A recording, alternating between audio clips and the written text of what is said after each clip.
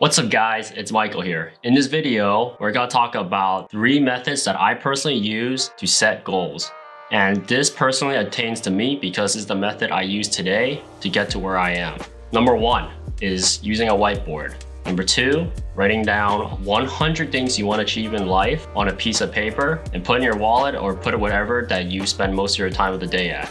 And number 3, training myself physically and mentally. The first one, the whiteboard. A lot of people, I heard that from before I started my business, at whiteboard is very important. I always ask them, why is this so important? Because I see it as, nothing more than a teaching tool. Then I realized that the whiteboard is used to brainstorm ideas that you gather. So all the ideas you get, you write it down on a whiteboard right away. So if you get an idea, you might forget it if you don't write it down. So the best place to put it in is a whiteboard. For example, you want to start a business, you write it down on a whiteboard. Then you plan it out and draw out your plan on the whiteboard. Then you can physically see what that needs to be fixed and what that can be improved for your business.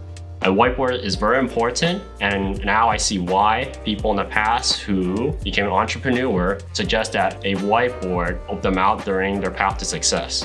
Number 2 is writing down your goals on a piece of paper. Before, to me, I found that to be really useless, like just really dumb way, just keep it in your head and just say, hey, I'm gonna achieve it one day. But you realize that when you write on a piece of paper, it's physically there. It's always in your face. So if you keep it with you at all times, you know that what you're doing, you wanna take a step towards that goal. So writing 100 things. And why I choose 100 things? They told me that if you write down everything you possibly want, no matter how big or how small, fulfilling that goal, it actually gives you a type of satisfaction, a type of feeling. It's like, hey, I've done it. I have got to that level. Now what's the next step? So to achieve goals from big and small, especially the big ones, then you really have to think to yourself and ask yourself, it's like, oh God, how do I get there? So the best way to do it is start questioning yourself. How do you get to the next level to get to that part? For example, a lot of people want to own a house one day, and that cost is a big financial decision. The best thing to do is ask yourself, how do I get to that level where I can financially afford a house and the standard of living to whatever area I want to live in? So setting that expectation up and achieving it step by step is a perfect way to set up a goal for you in the future and work towards it. The third one, I found that one the most important, and I think that majority of people just neglect for some reason. It is training yourself physically and mentally. In business, mental health is the biggest issue because you have to face a lot of people, network with a lot of different groups of people, and use your head a lot to think how to make my business work for me specifically.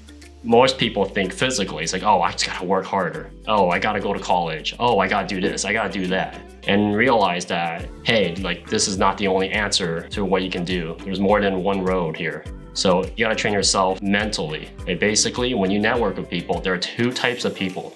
So the first type of person is they're gonna teach you a lesson. What I mean is, for example, go to school in high school and get people bully you, then you have to see the world in a more positive impact. Because majority of people see a negative impact. It's like, oh God, this guy's bullying me. Oh God, I have to go to school and deal with this shit. No, you see it as this guy's here to teach you a lesson, and you learn from it and you grow from it. And also, if you become a more positive person in business, you'll find that you have a lot easier time networking with new people, and it'll teach you new things. Number 2, this is the type of people you might crash into every now and then. It's not as often as the first one. Is the people are there to assist you. So basically, there'll be a type of people who give you ideas that you can take, or basically assist you in what you're trying to do. They try to help you out without harming you in any way, shape, or form.